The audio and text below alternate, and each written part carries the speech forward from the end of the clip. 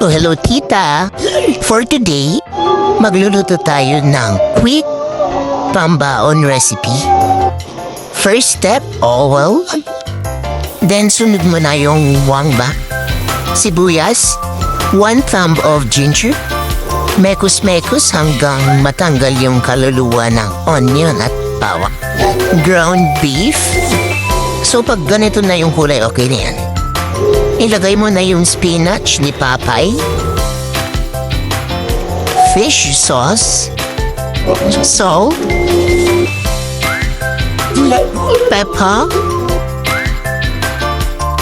gatas ng baka, oyster sauce, ay kamag-anak mong toyo. O diba, quickie lang? Try mo na rin. Thank you for watching. Follow for more.